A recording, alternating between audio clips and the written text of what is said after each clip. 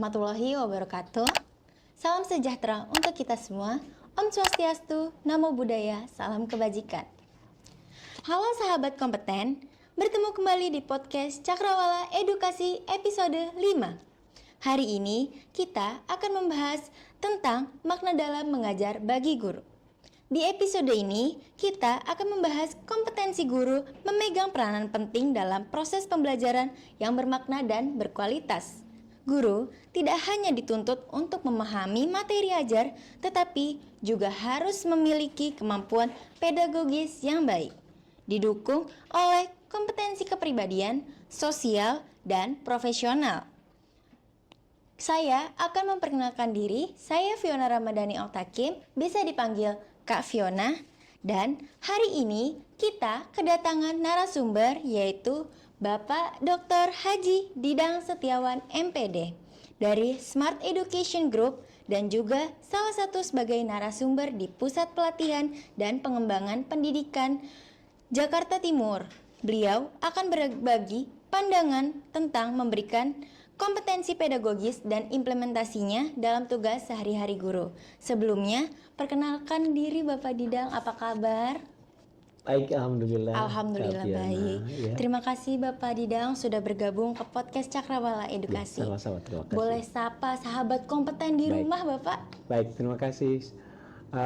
Assalamualaikum warahmatullahi wabarakatuh. Waalaikumsalam warahmatullahi wabarakatuh. Sahabat kompeten, terima kasih, selamat jumpa.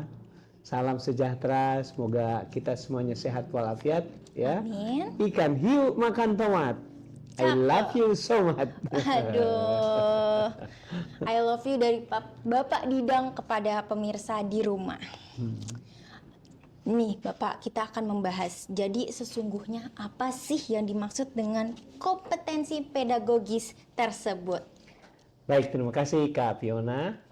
Mungkin saya akan coba lengkapi ya apa yang tadi sudah disampaikan oleh Kak Fiona ya, bahwa di dalam Permen 16 tahun 2007 ya, guru itu harus memiliki 4 kompetensi tadi yang sudah disebutkan. Pertama, kompetensi pedagogik, kemudian kompetensi kepribadian, kemudian kompetensi sosial dan kompetensi profesional. Nah, 4 kompetensi itu tentunya harus dimiliki oleh guru. Nah, barusan ada pertanyaan, apa yang dimaksud dengan kompetensi pedagogik? Ya. Kompetensi pedagogik itu secara sederhana dapat diartikan bahwa guru harus memiliki kemampuan melaksanakan proses belajar mengajar dengan baik.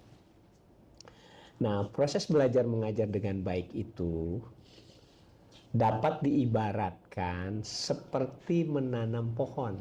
Nah, seperti menanam pohon. Ya, sekurang-kurangnya ada 5 tahapan yang harus dilakukan. Ya, yang pertama, menyiapkan lahan yang kondusif. Ya, kemudian yang kedua, harus menggali. Ya, kemudian yang ketiga,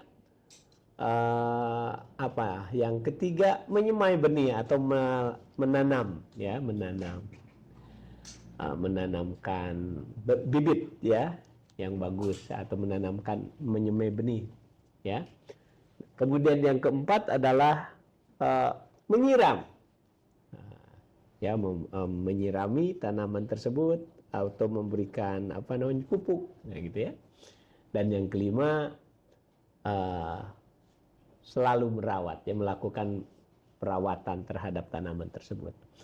Nah, jadi 5 tahapan ini ya harus senantiasa dilakukan oleh guru ketika dia melakukan proses belajar mengajar, gitu ya. Baik Bapak. Yang tadi sudah disampaikan kan seperti menanam pohon ya Bapak. Ya, yang pertama menyiapkan lahan yang kondusif. Iya, betul. Penjelasan Bapak tadi yang menyiapkan lahan kondusif, bolehkah Bapak memberikan kiat-kiat untuk menyiapkan lahan yang kondusif bagi guru? Ya, jadi ketika bapak-bapak dan ibu-ibu guru ya, sahabat kompeten melakukan proses pembelajaran, memang yang harus dilakukan adalah tahapan itu. artinya harus menyiapkan lahan, artinya lingkungan lah ya, lingkungan pembelajaran yang betul-betul aman gitu, nyaman, kemudian inklusif dan menyenangkan. Nah, itulah kira-kira gambarannya lahan yang kondusif itu. Aman berarti kan merasa si siswa itu merasakan dirinya aman, tidak ada tekanan dan lain sebagainya. Kemudian nyaman, ya senang gitu berhubungan dengan siapapun di dalam kelas gitu ya. Kemudian inklusif, inklusif itu artinya guru tidak membeda-bedakan, ya, tidak membeda-bedakan anak yang satu dengan yang lain. Artinya semuanya terlayani dengan baik dan menyenangkan, ya. Menyenangkan artinya memang proses pembelajaran tidak membosankan gitu ya. Baik, Nah, Bapak. seperti itu kira-kira lingkungan yang harus kita ciptakan. Nah, kiatnya gitu. Kiatnya ya lakukan saja seperti apa gitu supaya anak-anak tidak stres, tidak tertekan. Ya mungkin disapa dengan baik, dengan wajah sumringah yang baik gitu ya. Kemudian ramah, kemudian ya disambutlah dengan senyuman, dengan tata krama yang menyenangkan anak-anak kita ya, sehingga betul-betul anak-anak merasa terlayani ya kebutuhannya di dalam mengawali proses pembelajaran tersebut. Nah, kemudian itulah utamanya itu. Udah paham kan ya? Sudah, Bapak. Paham. Ya silakan. Baik, tadi kan setelah kita membahas tentang menyiapkan lahan yang kondusif, bagaimana guru dapat melakukan asesmen awal untuk memahami kondisi siswa? Ya. Oke, terima kasih.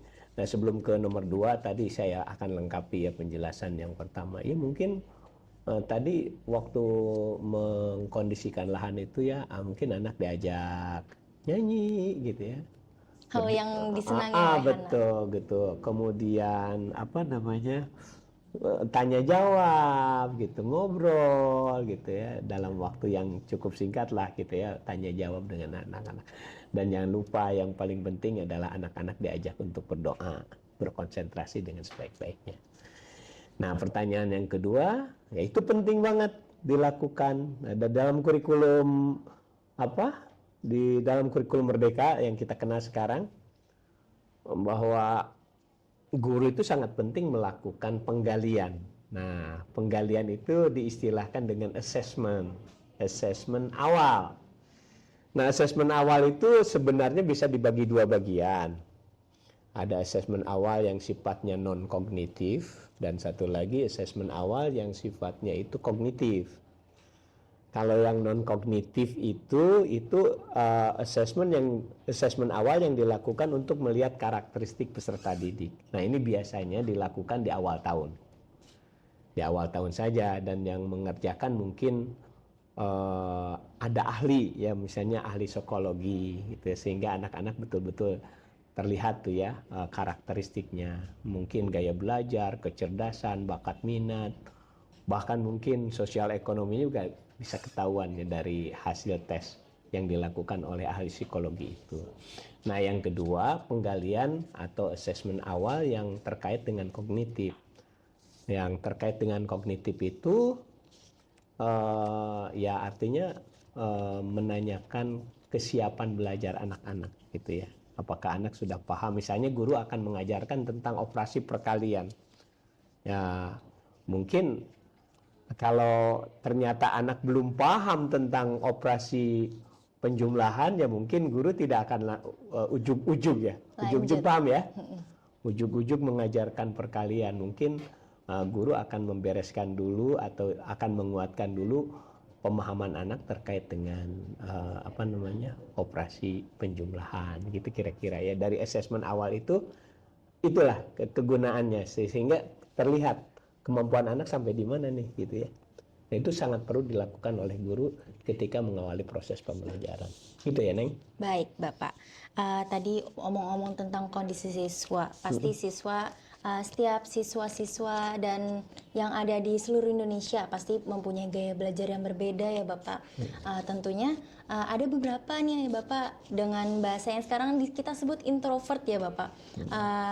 Siswa tersebut kayak seperti susah untuk bersosialisasi baik dengan teman, untuk berkomunikasi dengan guru, dan itu untuk mengatasi hal seperti itu bagaimana guru untuk melakukan asesmen awalnya Bapak? Melakukan asesmen awal atau melaksanakan proses pembelajaran? Melaksanakan proses. Ya. Oke. Nah kan tadi asesmen awal sudah dilakukan sehingga ketahuan mana anak yang ya itu tadi, mana anak yang karakteristiknya introvert, mana anak yang karakteristiknya extrovert dan lain sebagainya. Itu kan akan ketahuan dari asesmen awal yang telah dilakukan. Nah, berarti kan sekarang masuk ke tahapan yang ketiga, yaitu bagaimana guru melaksanakan proses pembelajaran yang tadi dikatakan itu proses menanam atau menyemai benih. Nah, tentunya dalam melaksanakan proses pembelajaran itu ya, guru sudah berbekal terkait dengan perencanaan, ya, perencanaan pembelajaran yang dikenal dengan istilah RPP. Zaman bahula namanya itu RPP, Rencana Pelaksanaan Pembelajaran. Belakangan ini dikenal istilah modul ajar. Nah, ya, modul ajar. Nah, tentunya kan guru sudah menyiapkan itu sebelum proses pembelajaran tuh. Di situ ada tujuan, gitu kan? Ada tujuannya, ada kriteria, indikator-indikator atau kriteria ketercapaian pembelajarannya seperti apa. Nah, dengan berbekal perencanaan pembelajaran tersebut, mungkin media, kemudian sarana prasarana, kemudian model pembelajaran yang akan digunakan seperti apa. Nah, itu kan semuanya tercantum di dalam modul ajar atau di dalam rencana pembelajaran yang sudah disiapkan oleh guru. Nah, bagaimana sekarang proses pembelajarannya? Ya, itu menurut saran saya, kiat yang bisa dilakukan oleh guru supaya proses pembelajaran itu bisa mengakomodasi semua karakteristik peserta didik itu, mungkin guru harus mengenal banyak model-model pembelajaran, gitu ya, mengenal model-model pembelajaran yang digunakan di dalam melaksanakan proses pembelajaran. Kan ada banyak ya kawan-kawan sahabat kompeten mungkin sudah pada tahu lah banyak model pembelajaran. Misalnya ada discovery based learning, kemudian ada problem based learning, kemudian ada apa lagi, project based learning, ya, bahkan sekarang ada lagi STEM, ya, ada STEAM, ya, kemudian ada lagi nah yang diperkenalkan oleh Pak Menteri sekarang itu deep learning, ya, deeper learning, ya, itu adalah bagian-bagian dari model-model pembelajaran yang dapat digunakan untuk melaksanakan proses pembelajaran, ya, yang mungkin bisa mengakomodasi berbagai macam karakteristik anak-anak. Sebagai contoh misalnya pemanfaatan model pembelajaran discovery based learning. Nah, di setiap model pembelajaran itu selalu ada sintak, ya, atau langkah-langkah, ya, langkah-langkah pembelajaran. Nah, kalau di discovery based learning kurang-kurangnya ada 5 tahapan. Yang pertama ada stimulasi.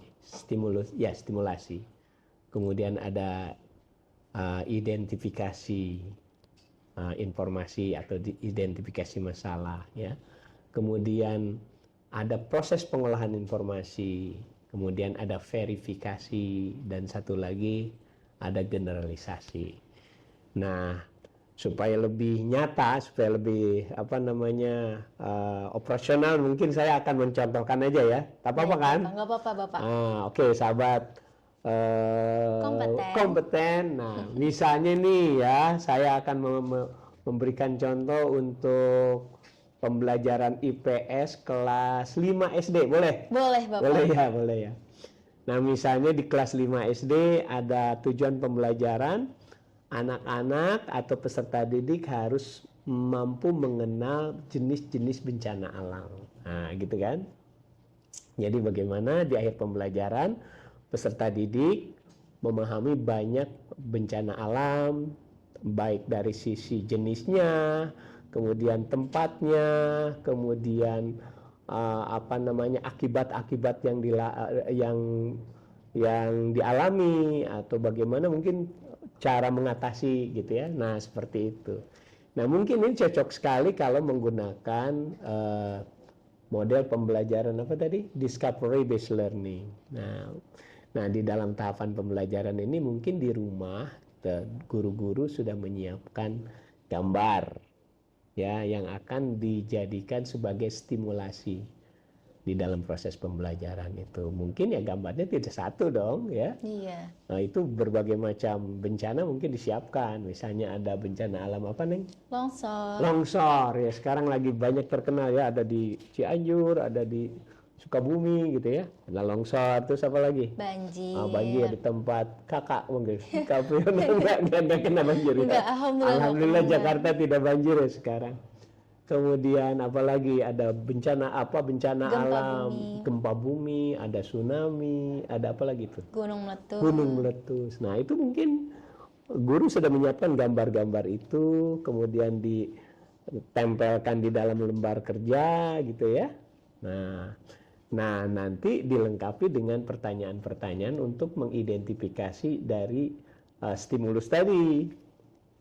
Nah, mungkin langkah pembelajarannya pertama, saat guru memulai proses pembelajaran, guru mungkin akan mengkelompokkan anak. Nah, itu pertanyaan ini mungkin bisa menjawab pertanyaan yang tadi yang Mbak sampaikan, yang Kak Fiona sampaikan. Jadi mungkin anak dikelompokkan terlebih dahulu. Nah, dalam proses pengelompokan itu heterogen saja. Artinya sembarangan aja ke kelompoknya, jangan ini anak yang introvert yang lebih gampang. Gitu. Enggak usah kayak gitu. Sembarang aja. Artinya dikelompokkan sembarang aja. Saya lebih suka mengatakan heterogen aja, campur gitu. Nah, setelah dikelompokkan, mungkin guru menyebarkan itu lembar kerja siswa gitu. Kalau ada di beberapa sekolah menyebutnya LKPD, lembar kerja peserta didik gitu ya. Kalau saya lebih senang LKS, lembar kerja siswa. Nah, mungkin satu kelompok satu gambar ditambah dengan pertanyaan-pertanyaan gitu ya. Kemudian di kelompok lain juga seperti itu, satu gambar. Nah, kemudian guru memberikan tahapan yang kedua gitu, setelah memberikan menyebarkan gambar tadi. Nah, kemudian siswa bertugas untuk menjawab pertanyaan-pertanyaan yang sudah ditempelkan di dalam gambar tadi. Nah, pertanyaan ini perlu juga diketahui oleh Bapak Ibu guru kan. Kalau discovery itu pertanyaannya sekitar 5W 1H.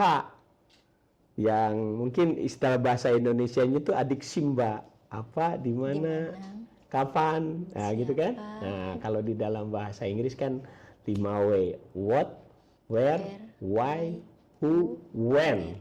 Nah, kemudian tambah lagi satu how.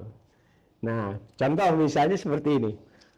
Pertanyaan nomor 1. Nah, misalnya peristiwa apakah yang sedang kamu amati pada gambar. Nah, itu ya nomor 1. Nah, dengan pertanyaan ini setiap kelompok kan lain-lain jawabannya karena memang gambarnya kan lain-lain. Betul? Betul. Nah, kemudian mungkin nomor 2 pertanyaannya where, di manakah? Ya betul ya. Di manakah peristiwa ini terjadi di Indonesia atau juga di luar negeri misalnya gitu. Nah, dengan pertanyaan ini mungkin anak-anak akan mencari sumber-sumber.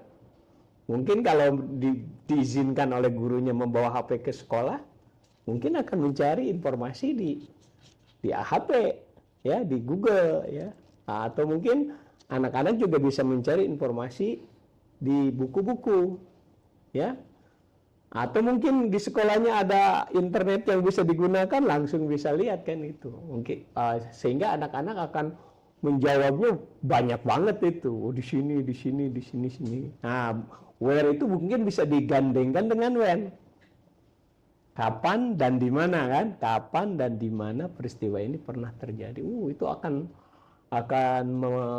mendorong anak-anak seneng itu lihat, wah ini pernah di sini, wah gitu. Anak-anak akan semangat tuh melihat itu. Nah, mungkin pertanyaan yang berikutnya setelah apa ya? Who ya? Iya. Who? Siapa? Nah, mungkin pertanyaannya siapa saja yang terdampak dengan bencana tersebut. Nah, mungkin anak-anak akan menjawab pertanyaan tersebut dengan mengembangkan pengalamannya, mungkin binatang, tumbuh-tumbuhan, manusia gitu kan. Seperti itu. Apalagi itu? Setelah who, why? Ya, mengapa peristiwa ini Bisa bisa terjadi. terjadi? Wah, itu udah pemikiran yang lebih keren lagi ya. Iya. Kritis gitu. Oh gitu, kenapa gunung bisa meletus, kenapa terjadi banjir. Itu kan masing-masing kelompok lain-lain. Ya, sehingga mungkin anak-anak kalau disuruh berhenti nggak berhenti tuh. Ya anak-anak habis waktu, nggak bakal didengar tuh. Saking Ya, saking semangatnya. senengnya gitu, saking seneng. Ada kemungkinan seperti itu. Nah, mungkin pertanyaan yang lebih keren lagi yang terakhir lah, bagaimana cara mengatasi? Bisa nggak mengatasi? Gitu. Bagaimana banjir bisa diatasi? Itu anak-anak kan akan berpikir banyak. Nah, sehingga pertanyaan tadi yang disampaikan oleh Kak Fiona, itu anak yang introvert juga akan ngikut berpikir itu, ikut bergabung, terdorong untuk berpikir dan menyampaikan ide-idenya. Itu. Nah, ini tahapan kedua dari discovery. Dan ketiganya kan mengolah informasi. Nah, mengolah informasi itu maksudnya tadi melakukan proses diskusi, gitu. Proses diskusi, proses pencarian informasi-informasi, gitu kan? Iya. Nah, masuklah ke tahapan yang keempat, verifikasi data, verifikasi dari informasi yang dikumpulkan. Nah, berarti kan anak-anak itu secara bersama-sama di masing-masing kelompok akan mempresentasikan gitu ya. Kelompok satu bersama-sama ke depan mempresentasikan hasil diskusinya. Kelompok dua ke depan, misalnya kelompok satu tentang gunung meletus, kelompok dua tentang bencana banjir, kelompok tiga bencana yang lainnya. Itu akan sangat menarik menurut saya sih gitu ya. Sehingga anak-anak yang tadi tidak mau gaul ya jadi mau juga ke depan kok bareng-bareng. Apalagi misalnya kalau guru meminta anak-anak sebelum presentasi kalian harus bikin yel-yel terlebih dahulu. Itu keren bener. Akan tambah senang anak-anak gitu ya. Nah, guru mungkin hanya memegang catatan aja sembari bisa menilai kan? Menilai. Betul. Ini anak yang paling kreatif ini. Terus ya, tepuk tangan anak-anak, keren banget. Ada pertanyaan tidak, gitu kan? Seperti itu kan keren banget ya. Nah, tuh itu di tahapan yang keempat, verifikasi. Nah, mungkin di tahapan yang kelimanya dari syntax discovery yang digunakan, kan generalisasi, membuat kesimpulan. Nah, secara bersama-sama anak-anak membuat kesimpulan yang dibimbing oleh guru. Jadi anak-anak, ada berapa tadi bencana yang sudah kamu pahami, yang sudah kamu ketahui? Misalnya ada 7, Bu. Ayo sebutkan yang pertama, yang kedua. Nah, gitu. Nah, sekarang bayangkan. Kalau misalnya guru menerangkan macam-macam bencana, tetapi guru yang ngomong, betapa capeknya. Betapa capeknya gurunya, kemudian betapa bosennya anak-anak. Tapi kalau anak-anak yang melakukan sendiri mencari informasi, kemudian mereka yang bicara, malah itu sangat menarik. Nah, begitu ya Kak Fiona. Berarti guru harus membuat suasana kelas nyaman betul, juga. nyaman juga kan dengan model tadi, insya Allah nyaman lah gitu anak-anak. Dengan suasana kelas yang nyaman membuat anak-anak, siswa-siswi kita menjadi semangat. Iya, lebih semangat lagi, termotivasi. Terus anak-anak yang tadi yang introvert dan lain sebagainya, ikut. Jadi ikut karena memang suasananya mendorong anak untuk bergabung, berkolaborasi. Baik. Gitu. Tadi kan karena sudah ada sambungan untuk menyemai benih ya Bapak. Di tahap menyemai benih, bagaimana guru dapat memulai pembelajaran dengan efektif? Ya itu tadi. Ya, jadi jawabannya yang sekaligus itu jawabannya.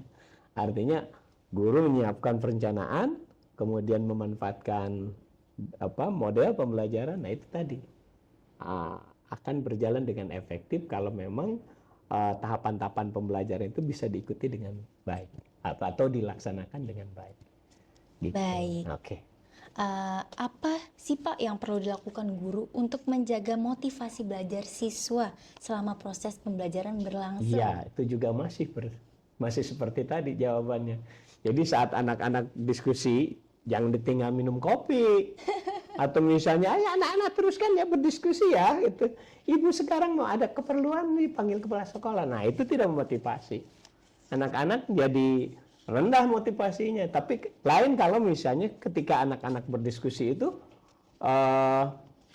guru melihat di masing-masing kelompok, ayo sampai di mana, ini bagus banget kamu. Gitu. Oh kamu lihat itu data sumbernya dari mana? Oh itu dari Google. Bagus. Teruskan. Nah, keliling gitu. Nah, sehingga anak-anak merasa ditemani oleh guru. Nah, merasa termotivasi, diperhatikan ya. Jadi jangan sekali-kali anak sedang berdiskusi kemudian guru meninggalkan kelas. Alasan apapun itu tidak dibenarkan menurut saya. Ya, kecuali kalau memang sangat terpaksa gitu ya, harus buang sesuatu ya itu susah lah, itu mungkin bisa, tapi memang harus bilang sama anak-anak sebentar ibu mau ke belakang, jangan sebentar ya anak-anak ini ada kepala sekolah memanggil ibu, itu mah bahaya itu, anak-anak bisa bubar itu ya. Nah kita kira-kira seperti itulah. Jadi motivasi itu akan tumbuh ketika anak-anak merasa diperhatikan oleh gurunya masing-masing. Baik Bapak, ya. Tadi seperti motivasi dari guru, kita lihat beberapa mungkin ada anak-anak yang kurang suka kayak guru ini galak, guru ini mengajarnya membosankan, guru ini sepertinya tidak cocok dengan saya. Itu guru harus gimana sih Pak untuk menanggapi itu? Iya, jawabannya masih yang tadi. Jawabannya masih sama. Masih yang tadi sama. Jadi guru harus menyiapkan model pembelajaran yang bagus gitu. Baik, Bapak. Iya, jadi tidak akan ada kebosanan karena memang guru tidak banyak ngomong ketika menggunakan model yang bagus seperti tadi yang saya katakan di Skapori misalnya. Sangat sedikit sekali guru berbicara. Nah nih, ayo kita kerjakan lembar kerja kita. Nah, ibu akan menemani kalian untuk berdiskusi. Ibu keliling. Wah, pasti menyenangkan. Apalagi kalau misalnya terus diberikan penghargaan. Keren banget nih, kelompok 1 udah duluan gitu. Kelompok 2 juga keren. Wah, semuanya kelompok bagus banget. Kira-kira seperti itu ya. Berarti emang poinnya guru harus membuat kelas terasa nyaman. Emang. Iya, baik, betul. Bapak. Sehingga siswa-siswi kita di Indonesia ini belajar dengan nyaman. Betul. Baik. Bagaimana cara guru mengevaluasi dan meningkatkan kualitas pembelajaran yang sedang berlangsung? Ya, oke. Jangan ke sana dulu ya. Kan tahapannya kan sampai baru 3 kan. Nah, kita masuk ke yang keempat. Baik, yang keempat itu kan menyiram. Nah, yang dimaksud menyiram di sini adalah guru-guru selain memberikan materi pembelajaran gitu dengan cara yang tadi saya katakan, jangan lupa guru harus melakukan penyiraman pada anak-anak.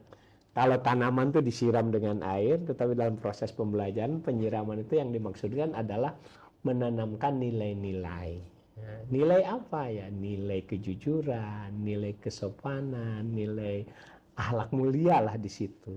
Nah, dan bahkan di dalam kurikulum Merdeka itu ada dimensi nilai yang memang harus diberikan, dan itu disebut dengan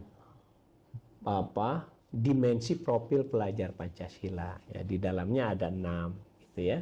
Yang pertama, beriman bertakwa kepada Tuhan Yang Maha Esa dan berakhlak mulia. Terus yang kedua, berkebinekaan global. Yang ketiga, mandiri. Terus yang keempat, bergotong royong.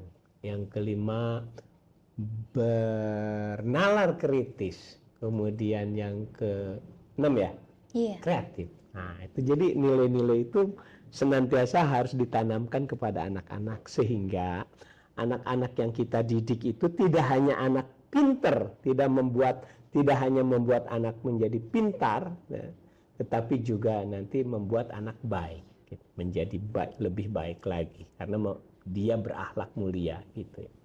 Gitu. Nah, tahapan yang keempat seperti itu, ya. Baik. Masih cukup? Yang keempat cukup begitu? Cukup. Sudah paham kan? Sudah paham. Nah, baru masuklah ke nomor yang terakhir, yang kelima, bagaimana guru bisa mengetahui ketercapaian pembelajaran. Nah, itu tadi yang saya sebutkan, merawat atau mengontrol. Di guru harus melakukan controlling yang baik. Nah, yaitu dengan cara apa? Dengan cara memberikan assessment yang tepat, gitu ya. Kalau istilah kurikulum lama, penilaian. Nah, kalau sekarang istilahnya itu assessment yang tepat. Nah, assessment itu sekurang-kurangnya kan ada 2 bagian. Ada assessment formatif, ya, yaitu assessment yang dilakukan di sepanjang proses pembelajaran, gitu ya. Dan satu lagi assessment sumatif, yaitu assessment yang dilakukan di akhir tujuan pembelajaran atau di akhir modul ajar. Nah, dengan cara seperti itu, guru betul-betul akan memahami dan mengetahui dan memahami, maksud saya, sampai di mana capaian pembelajaran itu sudah dikuasai oleh anak-anak kita. Gitu. Baik, jelas ya, Bapak. Kira-kira nih sahabat kompeten sudah paham ya? Aduh, ini nggak bisa bertanya ya kalau kayak gini seperti Jom. Iya, tak apa-apa. Kalau sahabat kompeten mau nanya-nanya nih, bisa di kolom komentar ya. Ya, oke. Baik. Ya, selanjutnya, bagaimana guru mengetahui bahwa pembelajaran yang dilakukan sudah berhasil, Bapak? Ya, itu tadi. Jadi jawabannya yang tadi. Artinya guru harus melakukan assessment. Nah, assessment yang kalau untuk mengetahui hasil akhir berarti menggunakan assessment sumatif gitu ya. Nanti mungkin di podcast berikutnya kita akan membahas khusus tentang assessment ya, secara lengkap gitu. Berarti menjadi guru itu tidak mudah ya, Bapak? Emang sangat sulit ya. Seperti harus mengajari ilmu kepada peserta didik, mengajarkan sikap-sikap, mengembangkan kreativitas. Iya, betul. Nah, buat guru-guru tetap semangat dan tetap harus memberikan yang terbaik kepada siswa-siswi di Indonesia. Sangat setuju, ya, betul. Baik, Bapak, kita akhiri podcast ini. Saya akan berikan kesimpulannya.